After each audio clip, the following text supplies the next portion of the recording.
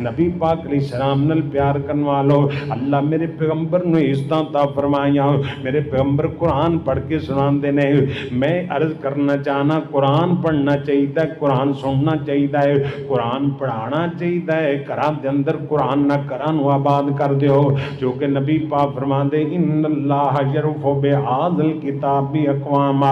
جیڑیاں قوماں قرآن نال پیار پاؤندیاں نے اللہ انہاں نو عزتاں تے شرف دیندے نے جڑے قرآن نو چھڑ دیندے نے رسوا ہو جاندے نے اج میرا وطن عزیز جنوں لا الہ الا اللہ لی حاصل کیتا گیا کدے زلزلہ دے عذاب کدے جناب سیلاب دے عذاب ہوندے پے دی وجہ کی ہے اللہ نے تسی میرے قرآن تو منہ موڑ دے پے ہو میں اپنی رحمت دا منہ موڑ لے آئے تدی تے تکلیفاں تدی تے مسائب تدی تے عذاب تدی تے تنگیاں نے آؤ قرآن والی پاسی آجو ان اللہ یرفع بہذا الکتاب تسی قرآن نال پیار پالو میں تانوں عزتاں دیاں گا مقام دیاں گا رزق دیاں گا صحابہ نے مدینہ پاک دے اندر قرآن نال پیار کیتا اللہ کیسر و کسرا دے خزانیاں دے مالک بنا دیتا 44 لاکھ مربع میل تے دور عثمان دے اندر اسلام دا پرچم لہرا گیا قرآن نال پیار کرو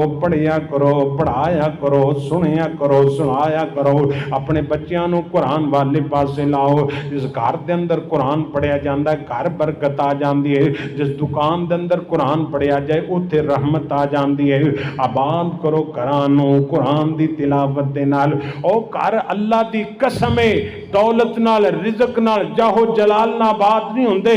مردہ دل ہوندے نے چونکہ دلاں نال بندہ آباد ہوندا ہے تے دل آباد اللہ تے ذکر نال اللہ دی یاد نال قرآن دی تلاوت نال نبی پاک دی سنت نال نماز نال تہجد نال قیام نال اپنے گھراں نو آباد کرو اللہ رحمتاں نازل فرمائے گا دکھ تکلیفاں پریشانیاں مسائل مسائل اللہ سب دور فرمائے گا جدو تسی قرآن نال پیار کرو گے عرش عظیم دا رب تہاڈے نال پیار کرے گا